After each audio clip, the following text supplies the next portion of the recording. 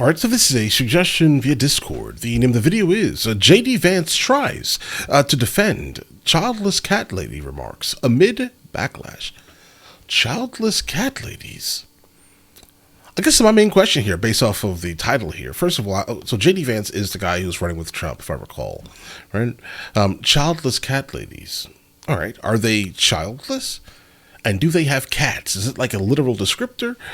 Or is it just something that he's kind of assuming, I guess, right? Or are people offended potentially by the negative connotation of it? Does it hurt their feelings? I'm just trying to grasp it, because looking at it, I'm just like, okay, yeah, the childless cat ladies. Do they not have children? And do they have cats? Or maybe they don't have cats and they're just childless. Yes, I'm aware. There is a very small segment of humanity, specifically women, right, that cannot have children. I'm aware.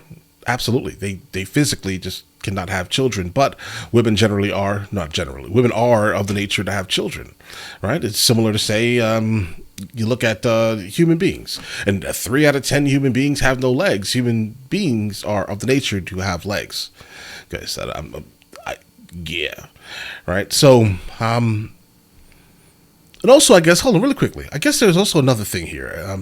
Why would someone choose to be childless? I guess that's the next question we kind of have to flush out here. The economy is terrible. That's one thing. Other than that, maybe they just didn't want kids. Maybe they grew up in like an orphanage or something like that. They just had no real interest in allowing that to ever happen to their kids again, to their own kid, maybe. I'm just trying to think of other reasons, guys. I mean, but that's basically all I can think about is economics, and they just don't want their kids in like state care and things like that. That's where I'm at so far, though. But let's go ahead and jump into this video. Let's do it.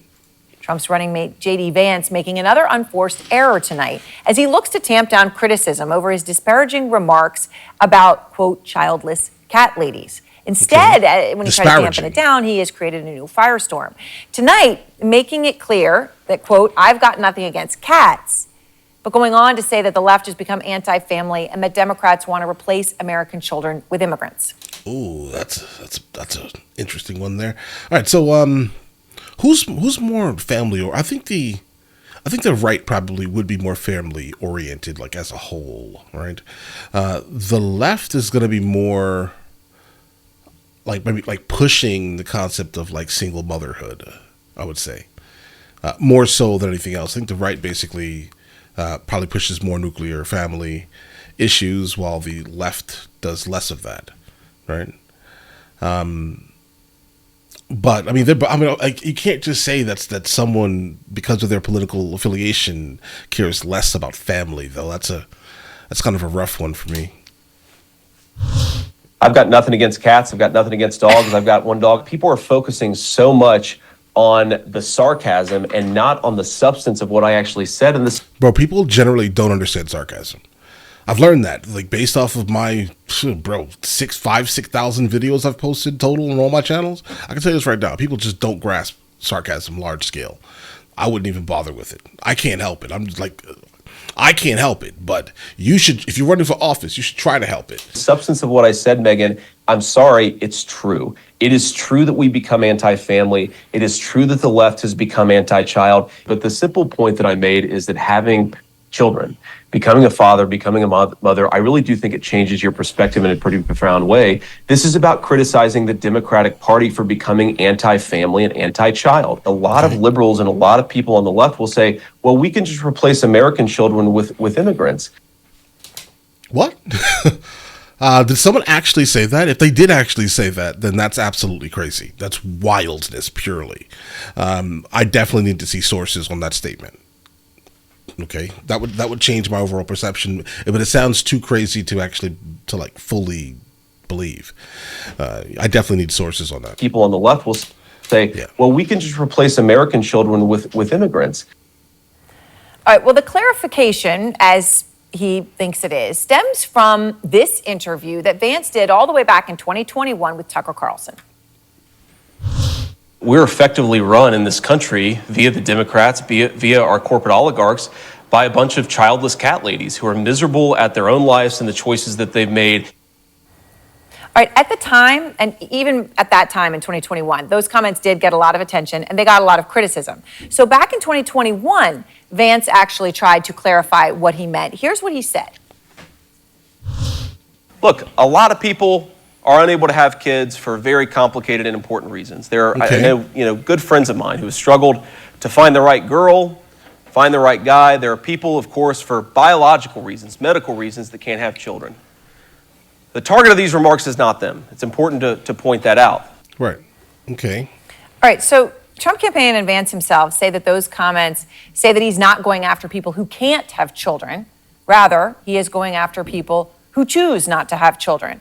But is that really a distinction when his...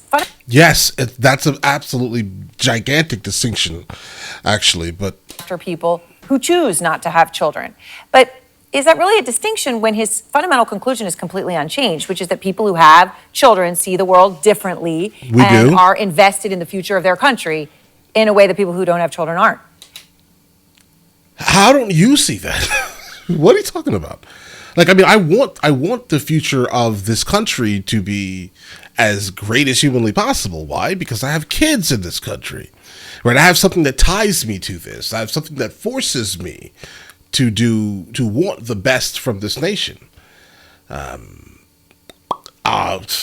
that has no real stake in the game doesn't have the same level here, guys. I really truthfully don't understand the issue here. And are invested in the future of their country in a way that people who don't have children aren't. I mean, just listen to what Vance said in that same speech. Okay. Think about all those people. The names are obvious. They're well-known people. Kamala Harris, Mayor Pete Buttigieg, who's now the Secretary of Transportation, Cory Booker, AOC. Think all these people. They're different. They come from different walks of life, different parts of the country. What is the one thing that unites every single one of them? They have no children. Not a single one of them has any children. Why is this just a normal fact of American life? That the leaders of our country should be people who don't have a personal and direct stake in it via their own offspring, via their own children and grandchildren. Right, so there's the bottom line. It's not about whether you weren't able to have children or you couldn't or you chose not to. It's about that if you don't, you are lesser. And the reality of it is, of course, if he was trying to make the point that his party is pro-family and the Democrats aren't, there are a lot of policy ways he could choose to do that. Not this. A lot of them, actually. And the fact that you're pointing it out, that means you also know that there are a lot of issues, with regards to nuclear families and keeping nuclear families in existence in the United States of America based off of many, many policies that specifically the left like to kind of lean on, right? I mean, you make it really hard for nuclear families to actually exist in times where one party, specifically in the family, can get all the assets if they decide to leave, basically, right? And along with monthly payments that are so at times excessive, right? So I would say at least if you decide to start changing some of those things, then I would probably believe that the left cared more about family than anyone else, because up until right now, I don't believe it. Way. And this could come at a cost, because according to a new Pew Research Center survey, nearly half of adults under the age of 50 say they don't want kids. Okay. That's a lot of people, a lot of voters. And we're going to have much more on this in just a moment. I want to begin, though, with MJ Lee, because she's out front live outside the White House on these new poll numbers, all of which just sort of came out, MJ, fast and furious. A lot for the Harris campaign to be optimistic about at this hour. That's totally right. We have a new poll tonight from the Wall Street Journal that shows a very close two-way matchup between Donald Trump and Vice President Kamala Harris, 49 to 47%. But this is yet another survey that seems to suggest that the vice president is outperforming President Biden with traditionally Democratic leaning groups, including younger voters and voters of color, which had become trouble spots for the president before, of course, he dropped out over the weekend. So this was all basically strategic. Biden realized that he was losing, the people that were deeply melanated. They decided to go with a part black woman to kind of bring back the people of color into the midst of the party. Okay, so this is all strategic. And when you dig more into the details of this journal poll, you also see that there has been a spike in enthusiasm among Democrats for their presumptive nominee. You see 76% now say they feel enthusiastic about their preferred candidate. That is up from 46% that said the same previously, again, when President Biden was at the top of the ticket. One issue where Harris seems to outperform Donald Trump is the issue of abortion. Issues where Trump outperforms Harris in this poll are immigration and the economy. And I should just note, stepping back from all of the data and the polls that are coming up, of course, the new Harris campaign is very closely watching Donald Trump. They are also very closely watching his running mate, J.D. Vance, including this childless cat lady's comment. They said in a rapid response X account for the campaign that his response to the backlash amounts to an apology to cats and doubling down on attacking women. Very separately, the campaign had also sent an email describing J.D. Vance as a creep and weird. I mean, this is clearly the campaign as it is gearing up, trying to paint a specific image of Donald Trump's running mate. Yeah. I get that. I mean, obviously that would be the plan. Now, see, going forward, specifically coming from Kamala Harris's team, they're going to have to like dig deep into this this ongoing gender kerfuffle that seems to be kind of running the United States of America right now, guys. Right? But they're going to have to, right? But the only thing is, I mean, obviously, listen. You shouldn't have said this out loud. That's the reality of it. J.D. Vance said this. It's public, and that's just what's going to be kind of dwelled upon because they know that this specific thing could be flipped into anything. Like somehow, this initial statement turned into apologizing to cats and attacking women. Right? That's going to be this entire race, and I'm not interested in any of it, personally, guys. But that's what's going to happen. That we can forecast that. Right. But hopefully they start like digging into to misandry also, though, guys. We need to point out some of that craziness. A lot of it's coming from the left right now. Is gearing up, trying to paint a specific image of Donald Trump's running mate. Aaron. MJ, thank you very much. And weird words like creep and weird, just not words one would have associated with the Biden campaign using about Vance. I mean, there's a shift. There's a shift in tone and attitude. Yeah. We're used to, if you are online at all, we're absolutely used to the terms creep and weird being thrown, specifically if you're a man, right? These comments are being thrown out everywhere you go, right? I mean, if you are a single man, a young single man, let's say under 30, I'm sure you've heard it. You've heard it 30 times within this last month, bro. Right? It's a common thing that's being done these days. For sure. Out front now, the Democratic mayor of Montgomery, Alabama, it's not special. Lulu Garcia-Navarro of the New York Times, Anna Navarro, CNN senior political commentator, and Bill Kristol, editor-at-large of The Bulwark.